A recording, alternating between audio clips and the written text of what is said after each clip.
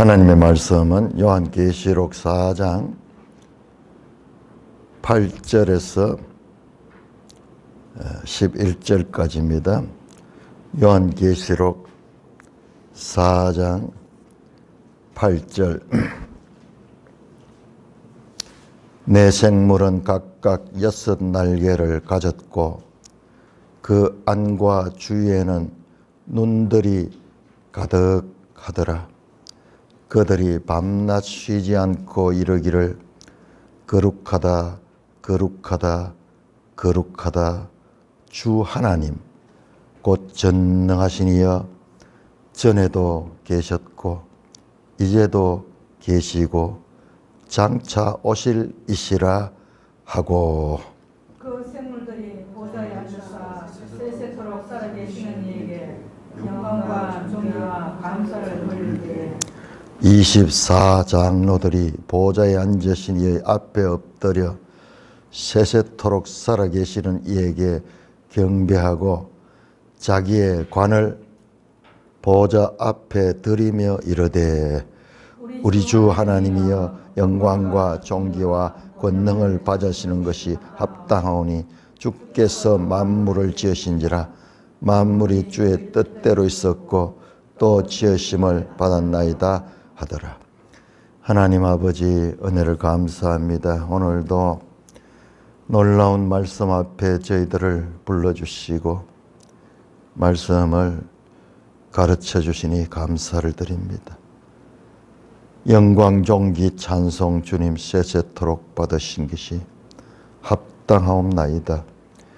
우리 주 예수 그리스도의 이름으로 감사하며 기도드리옵나이다. 아멘. 자, 요한계시록 1장 10절에서 3장 22절까지는 첫 번째 환상, 첫 번째 환상의 내용은 지상에 있는 7 교회에 주시는 말씀이었습니다. 땅에 있는 7 교회에 주시는 말씀이었습니다. 그런데 이제 두 번째 환상, 즉 4장 2절에 나오는 내가 곧 성령에 감동되었더니 그러면서 두 번째 성령 안에서 이번에는 하늘로 들려 올라가서 하늘의 이 의전회의를 보게 되었습니다.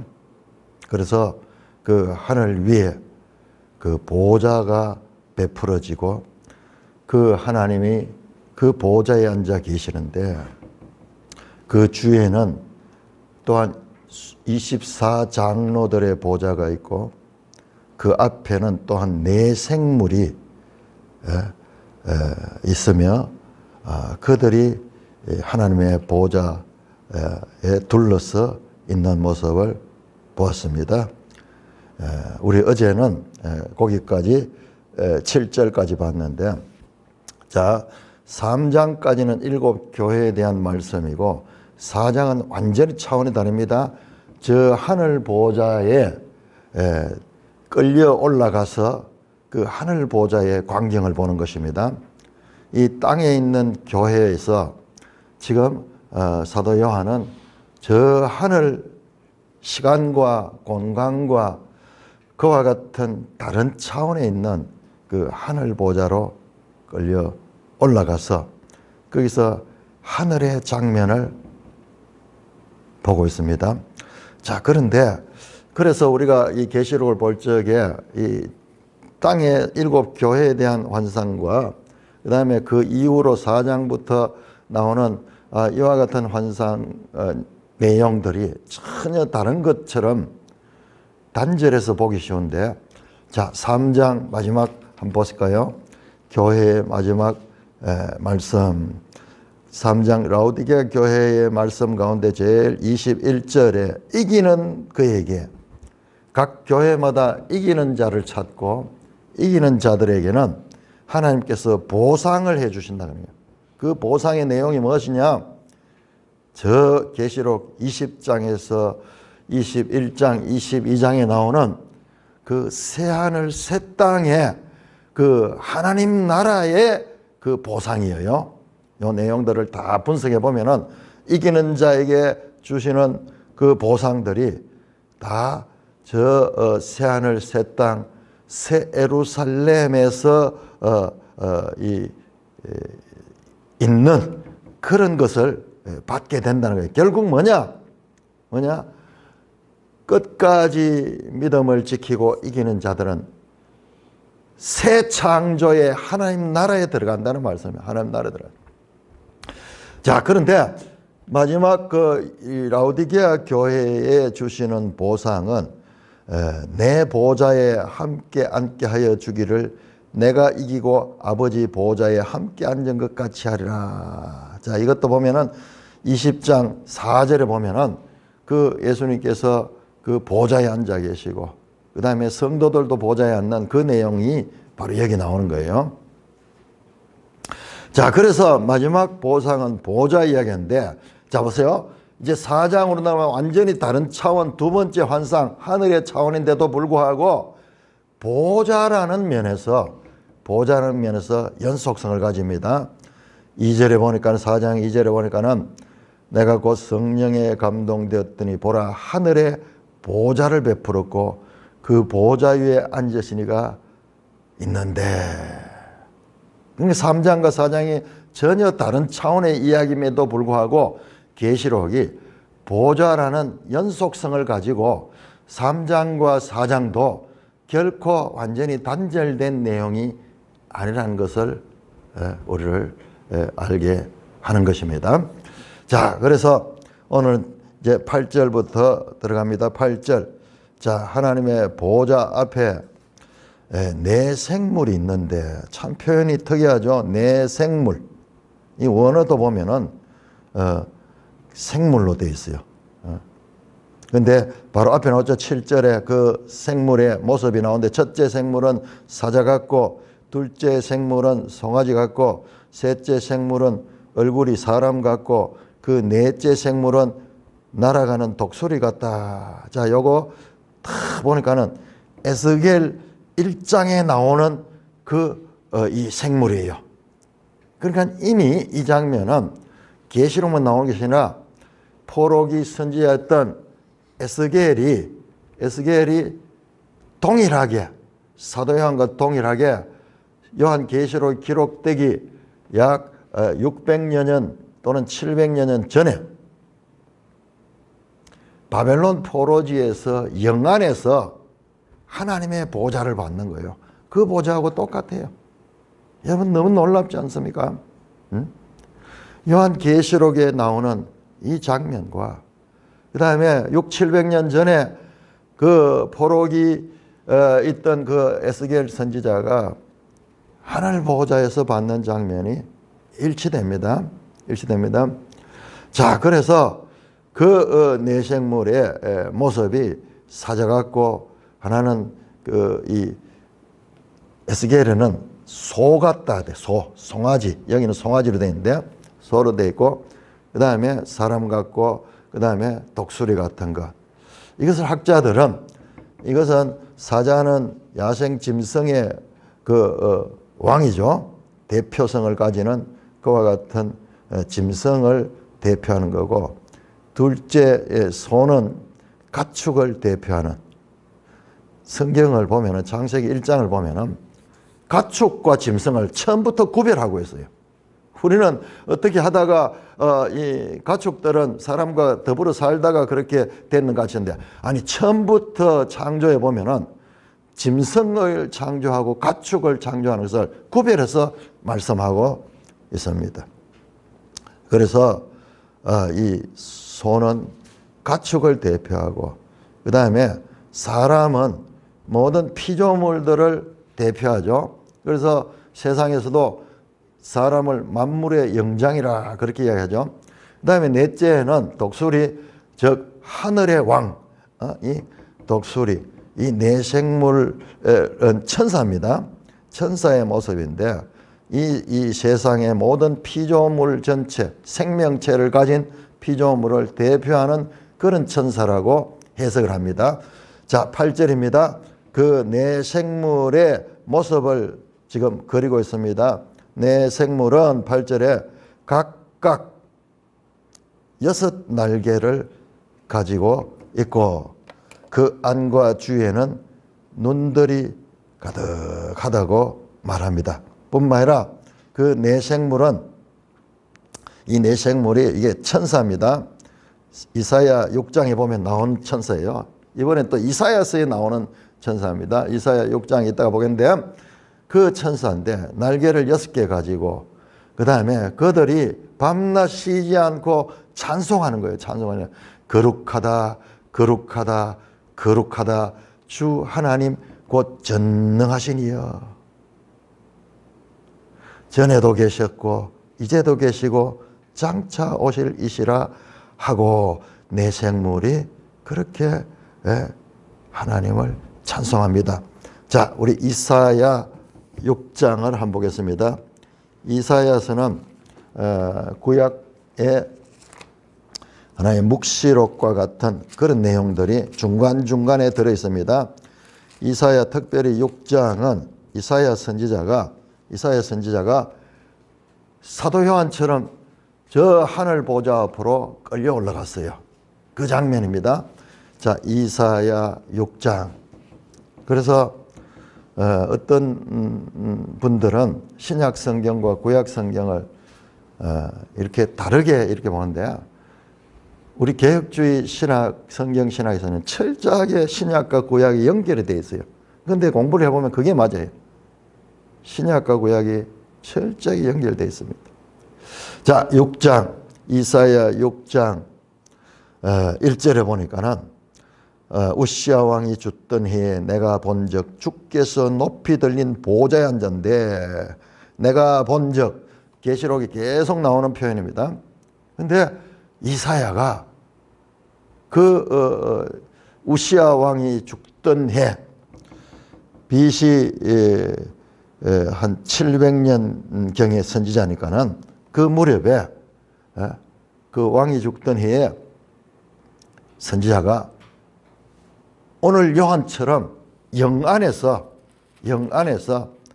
저 하늘로 올라가서 그 하늘 보좌를 받는 거예요. 그러니까는 거기에 주께서 높이 들린 보좌에 앉았다. 지금 요한이 봤던 이 보좌와 동일한 보좌입니다. 그의 옷자락은 성전에 가득했고, 근데 스랍들을 모시고 있다. 이제는 스랍이 천사들이죠. 천사들의 그 이름, 그룹 천사가 있고 스랍 천사가 있는데 그 천사 가운데 스랍 천사들이 바로 하나님 앞에 있는 거예요. 마치 우리가 옛날 사극을 보면은 그 임금이 의전회의를 할 적에 그 의전 앞에 대신들이 쫙 도열해 있듯이 그 스랍들이 있는데 각기 6날개가 있고 그 둘로는 자기 얼굴을 가렸고 그 둘로는 자기의 발을 가렸고 그 둘로는 날며 서로 이르되 불러 이르되 뭐랍니까? 거룩하다 거룩하다 거룩하다 3번 반복하죠. 거룩하다 거룩하다 거룩하다.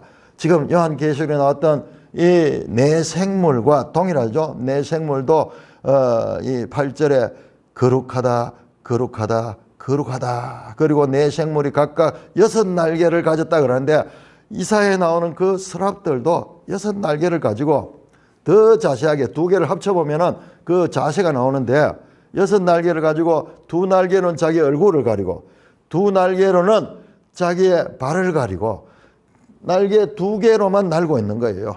왜? 이게 무엇을 가지는 거야? 여러분, 이것이 그 거룩하신 하나님 앞에 감히 얼굴을 들고 설 수 없는 거예요. 감히 그 앞에 그냥 나갈 수 없는 거예요. 천사조차도 그 앞에 자신을 가리면서 그렇게 이 겸손한 자세로 그 하나님을 모시고 있는 것입니다. 자, 5절에 보니까는 이사야가 갑자기 이 장면을 보고 화로다 나여 망하게 되었도다 나는 입술이 부정한 사람이요 나는 입술이 부정한 백성 중에 거주하면서 만군의 여호와이신 왕을 배웠음이로다 하더라. 본능적으로 이사야가 자신이 죽게 됐다는 걸 알게 되는 거예요. 왜?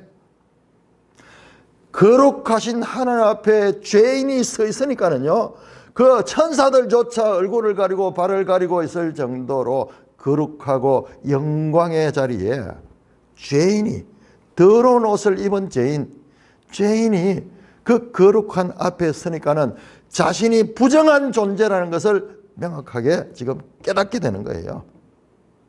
그래서 화로다 나여 망하게 되었도다. 이 말은요, 내가 이제 죽을 수밖에 없다. 그런 표현입니다.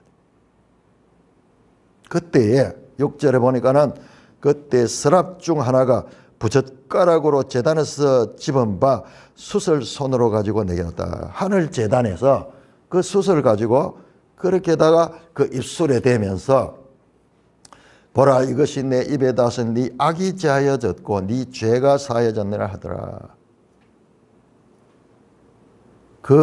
이 숯으로 입에 대니까는 스스로 그 악이 제하여지고 죄가 사해졌다는 죄사함을 받는 죄사함을. 그러니까는 그가 그 하나님 보좌 앞에 하나님 말씀을 들을 수 있고 하나님 앞에 서일 수 있는 거예요. 자, 이렇게 지금 이 요한계시록 4장에 나오는 이 보좌 앞에 있는 장면은 기원전 700년경의 선지자였던 이사야가 보았던 그 장면이고 동일한 그와 같은 하나님의 보좌 앞에 경험했던 내용입니다. 자, 내 생물이 이 보좌 위에 계시는 하나님을 어떻게 부르는가? 8절 후반절에 전에도 계셨고 이제도 계시고 장차 오실이라. 삼중으로 부릅니다. 전에도 계셨고 이제도 계시고 장차 오실이라. 자, 이 표현은 이 요한계시록 1장 4절에도 나왔고 1장 8절에도 나왔고 지금 11장 17절 16장 5절에도 성부 하나님을 묘사할 때 등장하는 표현입니다. 전에도 계셨고 이제도 계시고 장차 오실. 전에는 과거입니다. 이제는 현재입니다. 장차 오는 것은 미래입니다. 그러니까 이것은 우리는 과거, 현재, 미래라는 시간 속에 살지만은 이 하나님은 누구냐? 전에도 계시고 이제도 계시고 현존하는 거예요. 장차 오실 그분. 그러니까 항상 계시는 분. 우리의 이 시간적 개념에서는 이해가 안 되는 분이에요. 그래서 다니엘 7장에도 이 하늘 보좌가 나오는데 다니엘 7장에서는 이 분을 어떻게 묘사했는가? 옛적부터 항상 계신 분이라고 표현했어요. 옛적부터 항상 계신 분.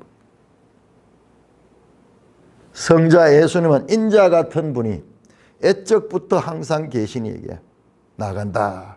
그러니까 이 시간을 초월한 분이에요. 영원에 속한 분이에요.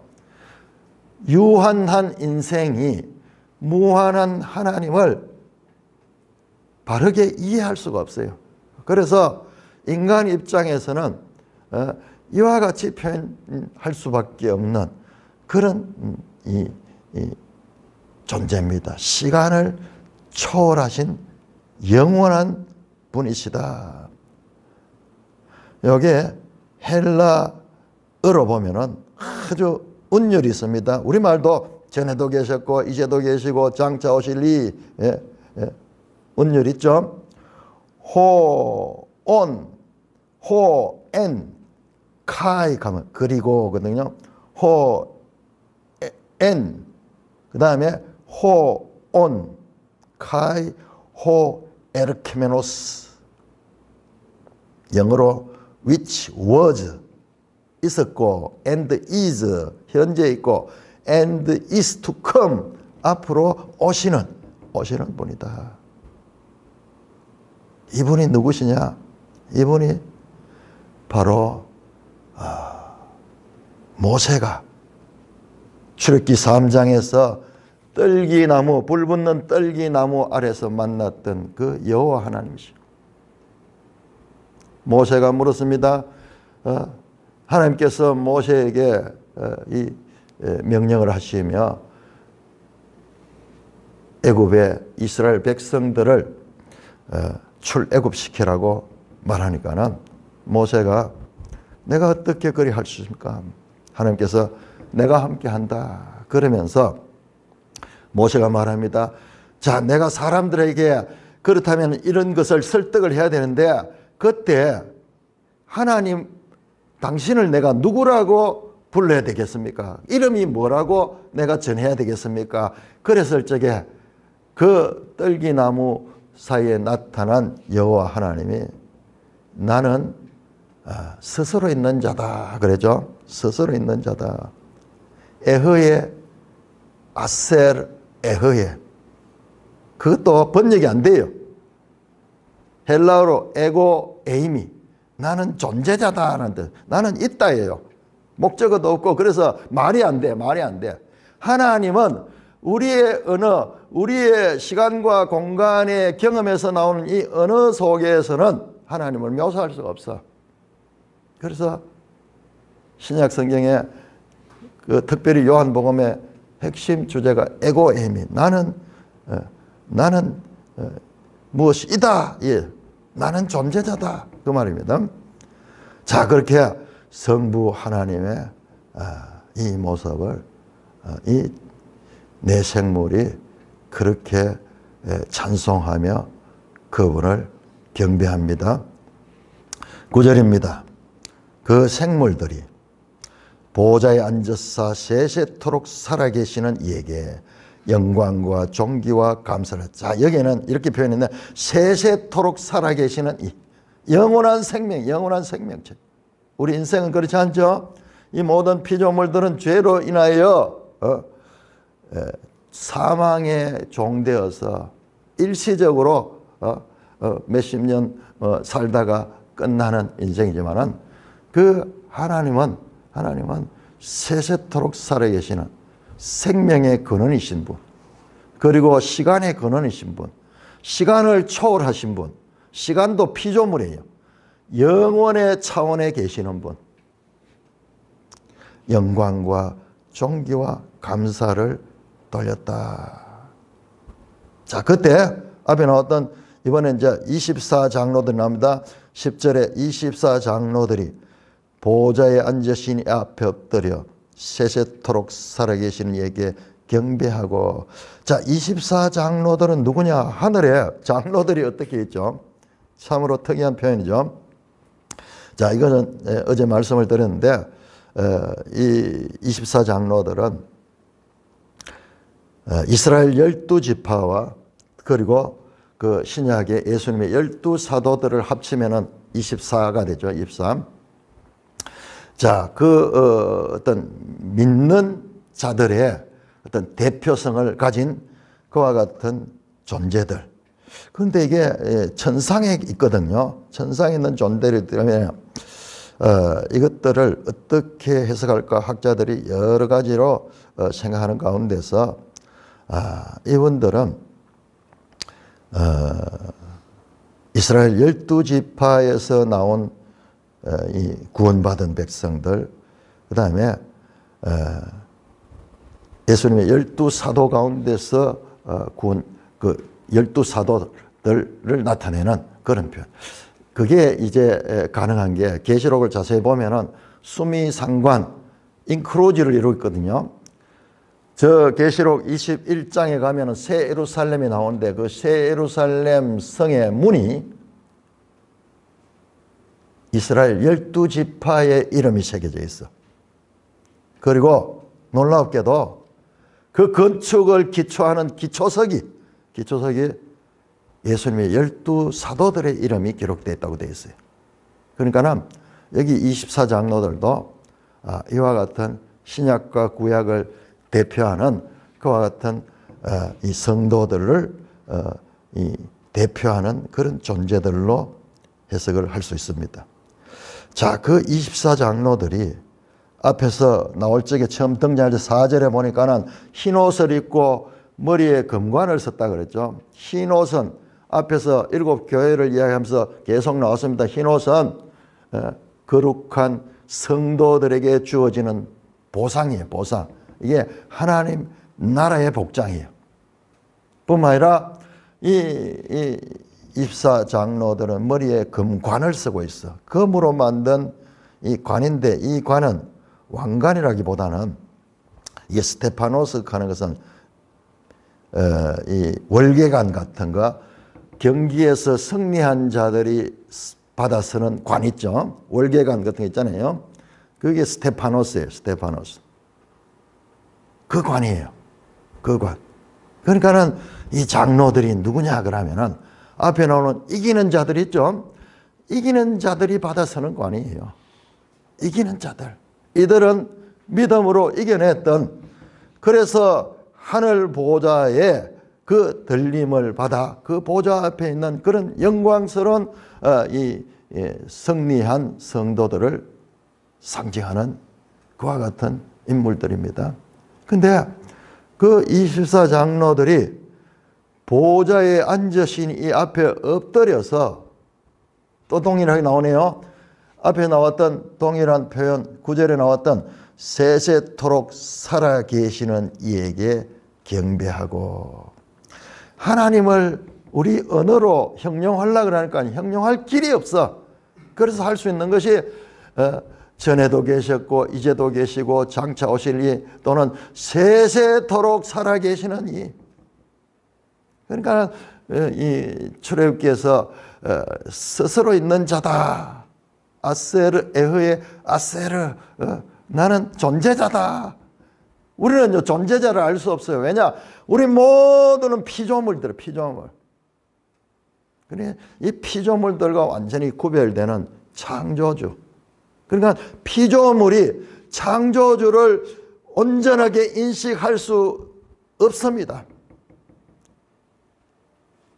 유한한 존재가 무한한 존재를 인식할 수 없듯이 동일하게. 그래서 이렇게밖에 표현할 수 없는, 세세토록 살아계신 이에게 경배하고. 자, 머리에 금관을 쓰고 계신데 그 관을 벗어가지고 그 관을 보좌 앞에 드렸다. 이게 뭐냐? 성경을 읽어가면은 그림 언어를 알아야 돼. 그림 언어. 그림을 통해 가지고 엄청난 메시지를 전하는 거예요. 자, 그들이 쓰고 있던 금관을 벗어가지고 보좌 앞에 이 앉으신 그 하나님 앞에 그 관을 보좌 앞에 드리며. 이 말은 뭐냐 그러면은 그들이 지금 영광스러운 그런 관을 쓰고 그 24장로들도 보좌에 앉아 있거든요. 그 보좌에 앉아 있지만은 그러나 그와 같은 자신들이 느끼는 영광은 자신들이 지금 이 쓰고 있는 이와 관들은 나의 노력이나 나의 행위나 내 업적이 아니라 이 모든 것은 세세토록 살아계시는 성부 하나님의 은혜로 말미암은 것이다.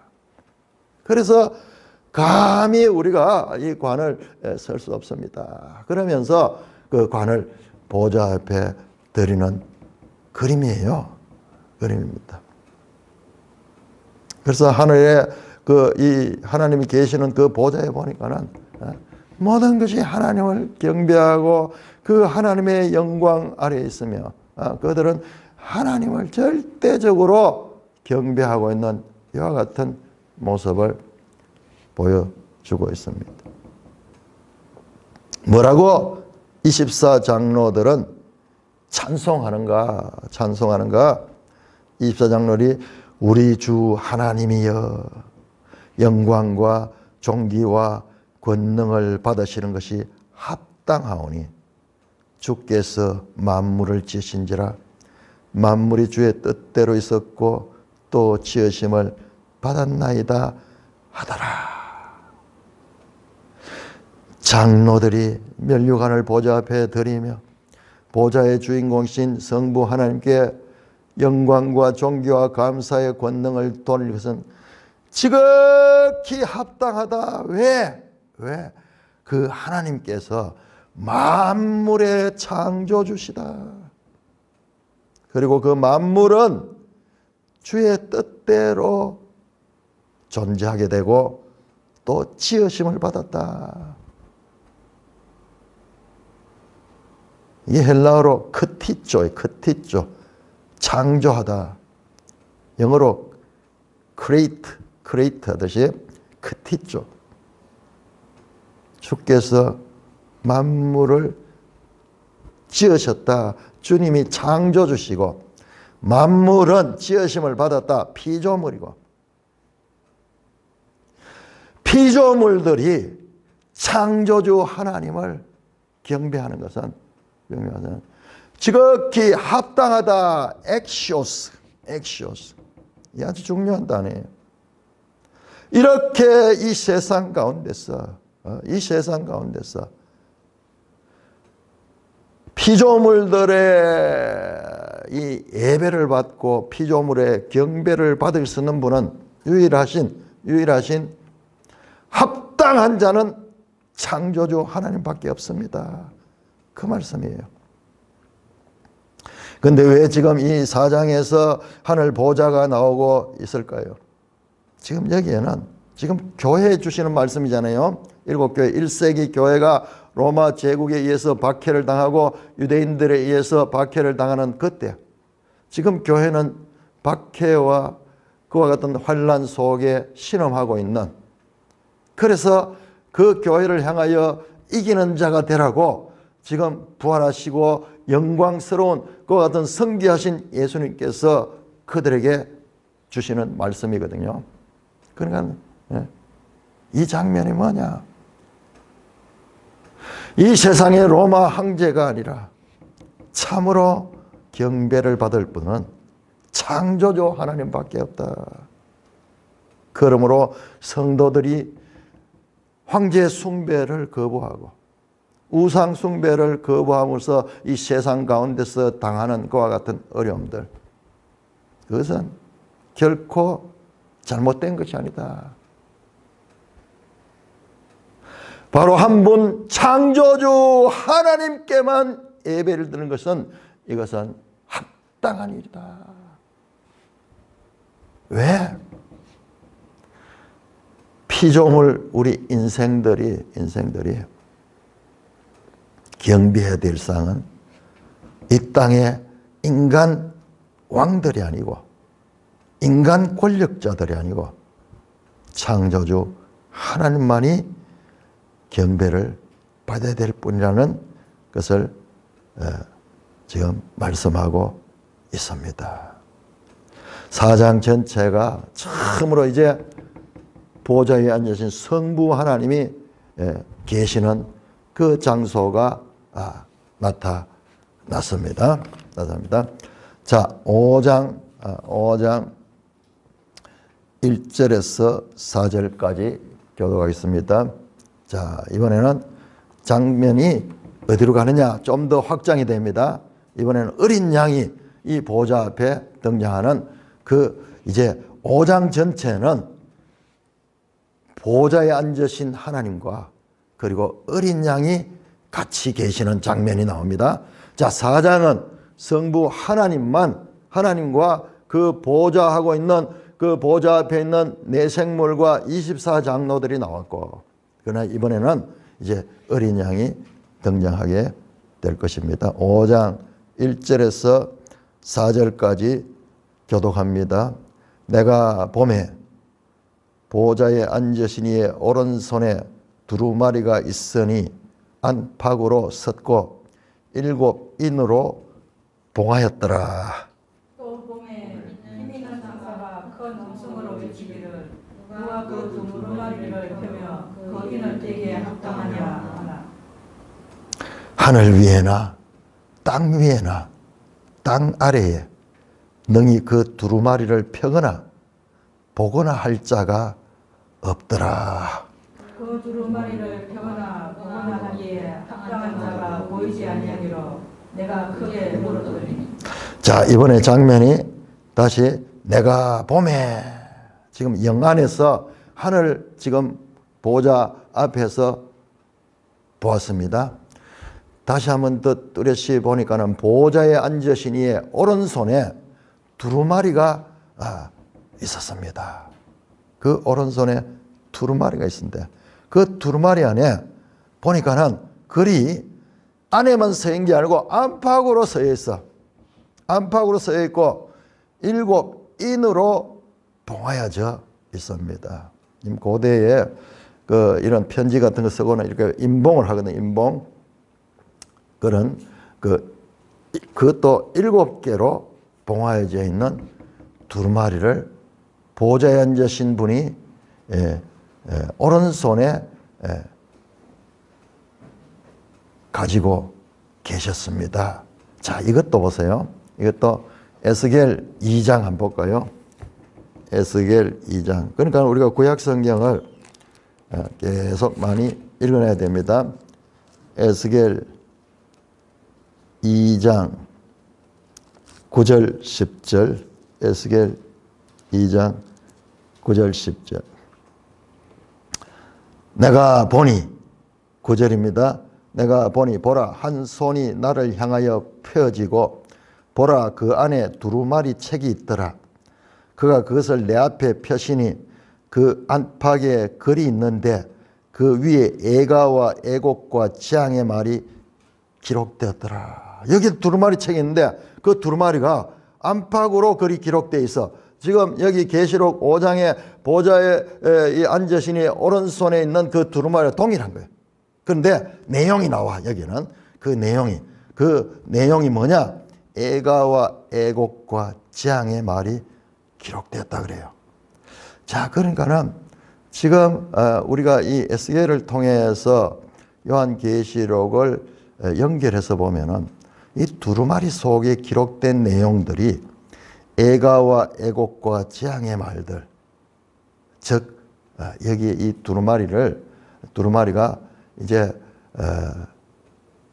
7 인재앙, 그 다음에 7 나팔재앙, 7 대접재앙으로 이어지는 재앙이 이 두루마리를 띄면서 이렇게 전개되거든요. 같은 내용.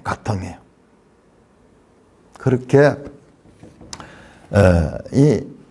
또 봄에 자, 이 하늘에서 요한이 계속 이제 그 장면을 또 보니까는 우리도 그렇죠. 어떤 사물을 볼 적에 처음에 인상으로 보던 거와 그 다음에 더 구체적으로 뚜렷이 들여다보는 거하고 그 장면이 달라지죠.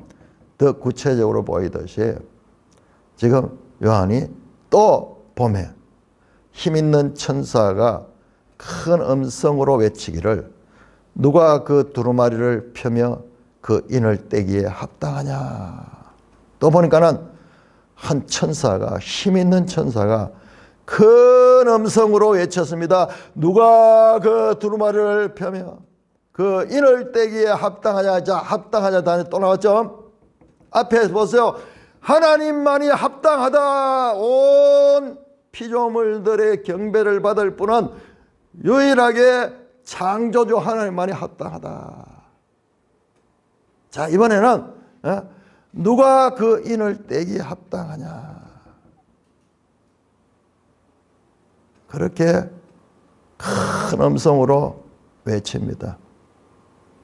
그런데 하늘 위에나 땅 위에나 땅 아래 능히 그 두루마리를 펴거나 보거나 할 자가 없더라. 자, 이 보세요. 하늘 위, 땅 아래 온 우주 전체를 가리킵니다. 온 우주 전체를. 하늘 보좌의 스케일은 우리 땅에만 속하여 사는 우리들 차원과는 완전히 달라요. 하늘 위에 있는 하늘 위에 있는 천상에 있는 천사들도 땅 위에 있는 자는 말할 것도 없고 땅 아래에 있는 자들, 죽은 자들이겠죠. 모든 피조물 가운데 그 누구도 능히, 표현 중요합니다. 능히 할 수 있다. 두나마이, 할 수 있다. 그런데 이게 부정이 돼서 그 두루마리를 펴거나 보거나 할 자가 아무도 없다. 할 수 있는 존재가 아무도 없다. 요한이 그 영안에서 그걸 느꼈는 거예요. 그 두루마리를, 두루마리, 우리 약간 지금 힌트를 얻었죠. 에스겔을 통해서 이 두루마리 속에 이 큰 재앙에 관한 그런 내용들이 들어있는데, 그런데 감히 그 두루마리를 펴거나 보거나 할 자가 없다. 자, 이 두루마리를 편다는 게 뒤에 이제 내용을 보면 알겠지만은 이 세상을 심판하는 거예요. 이 세상을 심판하는 거예요. 그런데 이 세상에 악한 이 권력자들이 심판을 받아야 되는데 그들이 영원할 것 같은 거예요. 영원할 것 같아요. 그런데 이 두루마리 펴면은 그들이 심판을 해요. 자, 나오는 이 재앙들은요. 재앙들은 성도들에게 부어지는 것이 아니고 이 재앙들은 세상에 성도들을 박해하고 성도들을 지배하며 성도들을 참으로 탄압하는 그들에게 부어지는 재앙들입니다. 재앙들입니다. 이 두루마리를 펴거나 보거나 할 자가 없으면은 계속 이런 세상, 이와 같은 탄압받는 세상이 계속 연속되는 거예요. 연속되는 거예요. 그러나 그래서 너무 답답한 거예요. 4절입니다. 그 두루마리를 펴거나 보거나 하기에 합당한 자가 보이지 아니하기로 내가 크게 울었다. 악시오스, 없다는 거예요. 합당한 자가 없다는 거예요. 그러면 어떻게 될까? 왜 요한이 울었을까? 그러면은 이와 같은 교회가 지금 어린 교회잖아요. 1세기 그 어린 교회.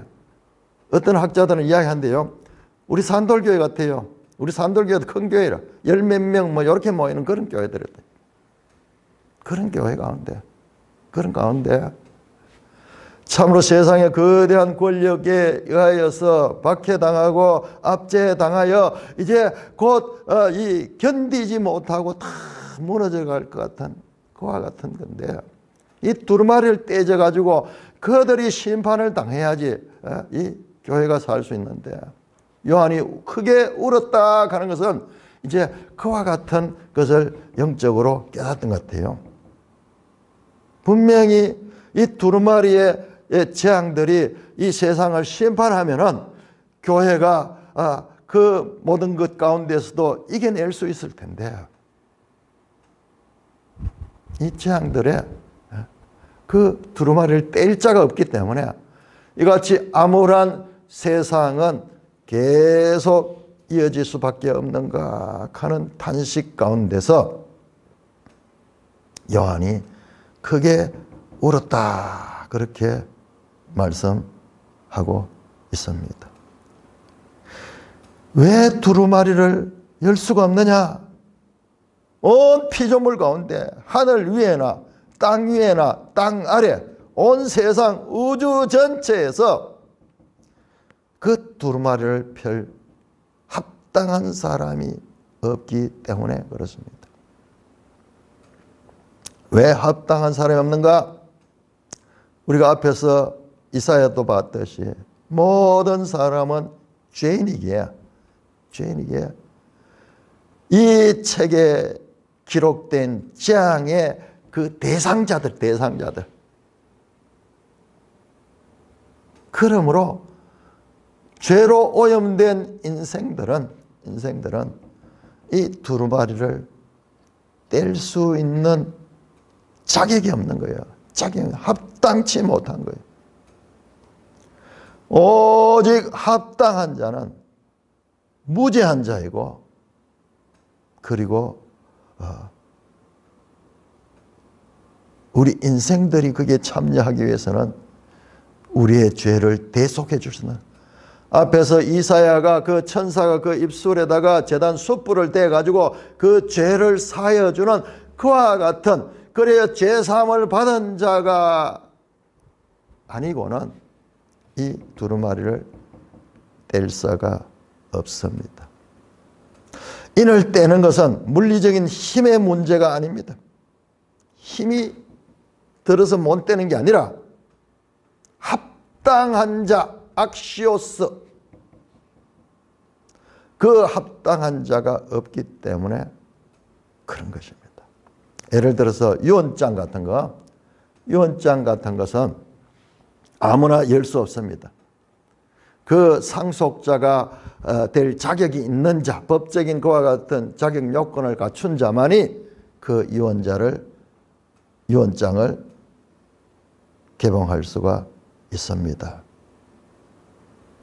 그 상속자만이 악시오스, 합당한 자예요. 합당한 자. 그래서 합당한 자가 없어서 그렇게 지금 크게 요한이 절망하면서 울었던 것입니다. 그런데 합당한 자는 한 분밖에 없어요. 자, 5절에서 7절까지 교독합니다. 5절, 요한계시록 5장 5절. 장로 중에 한 사람이 내게 말하되 울지 말라. 유다 지파의 사자 다윗의 뿌리가 이겼으니 그 두루마리와 그 7인을 떼시리라 하더라. 내가 또 보니 보좌와 내 생물과 장로들 사이에 한 어린 양이 서 있는데 일찍이 죽임을 당한 것 같더라. 그에게 7뿔과 7눈이 있으니 이 눈들은 온 땅에 보내심을 받은 하나님의 7영이더라. 그 어린 양이 나와서 보좌에 앉으신 이의 오른손에서 두루마리를 취하시니라. 자, 이거는요 조금 막 급하게 읽으면 안 돼요. 지금 이 오른손에 있는 이 두루마리가 너무너무 중요한데 이것을 펴거나 보거나 합당한 자가 없네. 그렇게 할 수 있는 그런 자격을 가진 자가 없는 거예요. 그래서 너무나 절망적인 가운데 갑자기 장로 중 한 사람이, 그 장로 24장로 가운데 한 사람이 이 요한에게 말합니다. 울고 있는 요한에게 울지 말라. 유다 지파의 사자 다윗의 뿌리가 이겼으니 그 두루마리와 7인을 떼시리라 하더라. 야, 이 4장과 5장 사이에 이 간격을 읽을 적에는 우리가 깊이 공감을 해야 돼요. 그 합당한 자가 없기 때문에 뗄 수 없어서 절망하고 있는 그 가운데 긴 탄식과 그리고 이 슬픔 가운데 있었는데, 그런데 가뭄의 단비같이 깜깜한 어둠 속에 한 줄기 빛같이 장로 중에 한 사람이 울지 마라. 유다 지파의 사자 다윗의 뿌리가 이겼으니 그 두루마리와 그 7인을 떼시리라 하더라. 이야, 온 피조물 가운데 그 누구도 뗄 수 없는 일을 유다 지파의 사자, 이 사자는 라이온이에요. 라이온, 짐승, 맹수를 가리킵니다. 사자. 그런데 곧 그는 누구냐? 다윗의 뿌리다. 그 다윗의 뿌리가 이겼다. 그 결과 그 두루마리와 그 7인을 뗐다. 온 우주 가운데 유일하게 이 인을 뗄 수 있는 합당한 자는 유다 지파로 왔었고, 다윗의 후손으로 온, 여기는 나오지 않죠. 누군지 이름이 안 나오죠. 예수님이죠. 예수님. 그 예수님이 이겼다. 여러분, 여기서 이기다, 니카오 하는 단어는요, 바로 2장 3장의 주제가 뭡니까? 2장 3장 7교회가 뭡니까? 결과적으로 이기는 자 니카오를 찾거든. 니카오 했는데, 진정하게 그들이 니카오할 수 있는 것은 바로 이 유다지파 다윗의 이 뿌리인 어린 양 예수 그리스도가 니카오 이겼어요. 그렇기 때문에 교회가 이길 수 있는 방법은 예수님께서 이미 요한복음 16장에 말해요. 너희가 세상에서 환난을 당하나 담대하라. 내가 세상을 이겼노라. 여러분, 그 말씀이 지금 이렇게 연결되는 거예요.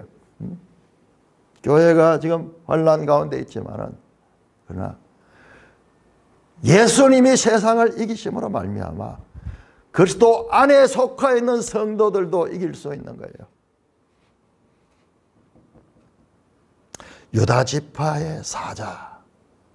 자, 이것도 전부 구약에 나오는 겁니다. 창세기 49장 9절에 야곱의 예언에서 나왔던 말씀이죠. 우리 한번 찾아볼까요? 창세기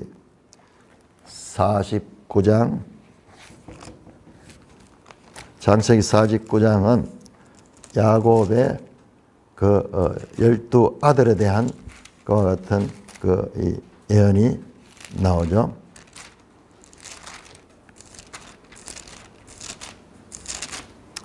그때 유다 지파에 대해서 말씀하시면서 창세기 49장 8절 유다야 너는 내 형제의 찬송이 될지라 내 손이 네 원수의 목을 잡을 것이요 네 아버지의 아들들이 너 앞에 절하리로다. 유다는 사자 새끼로다. 내 아들아 너는 움킨 것을 찢고 올라갔도다. 그가 엎드리고 움크림이 수사자 같고 암사자 같아. 누가 그를 범할 수 없다. 아무도 이 사자를 이길 수 있는 자가 없는 거예요. 뿐만 아니라 10절에 규가 유다를 떠나지 아니한다. 통치자의 지팡이가 그 발 사이에서 떠나지 아니하기를. 실로가 오시까지 이르니 그에게 모든 백성이 복종하다. 뭡니까? 이게 왕이거든요. 왕. 규는 왕이 짓는 그와 같은 홀이죠. 홀. 통치자의 지팡이 왕권을 상징하는 그와 같은 이 그림입니다. 그래서 지금 그 야곱이 예언했던 그 유다가 가지는 사자의 속성이 그것이 바로 어린 양 예수 그리스도고 다윗의 뿌리. 자, 이사야 11장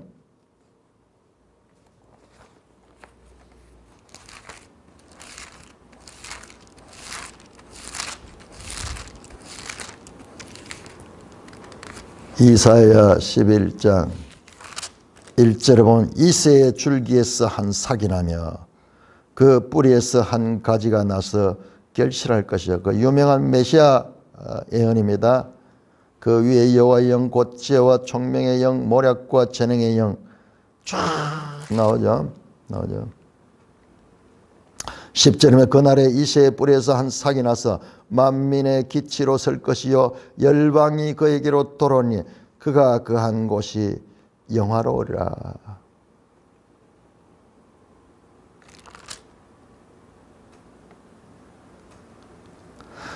(11장 9절) 내 거룩한 산 모든 곳에는 해됨도 없고 상함도 없을 것이니 이는 물이 바다를 덮음같이 여호와를 아는 지식이 세상에 충만할 것입니다. 그 유다 지파에서 그 가운데서도 이새의 뿌리는 다윗의 아버지가 이새잖아요. 즉 바로 그 다윗의 뿌리로 온 마태복음 1장 1절에서 말씀했던 아브라함과 다윗의 후손 예수 그리스도. 그 다윗의 뿌리가 니카오 이겼다. 그래서 그 두루마리와 그 7인을 떼시리라. 참 숨죽이며 답답해하며 안타까워하는데 이와 같은 복음이 들리는 것도 그가 이겼다. 그러므로 그 이는 뗄 수 있다. 그렇게 지금 그 긴장 속에서 그 긴장이 해소되는 그 장면이 나옵니다.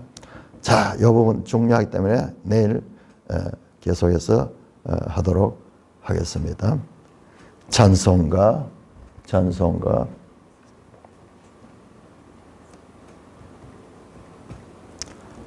27장입니다.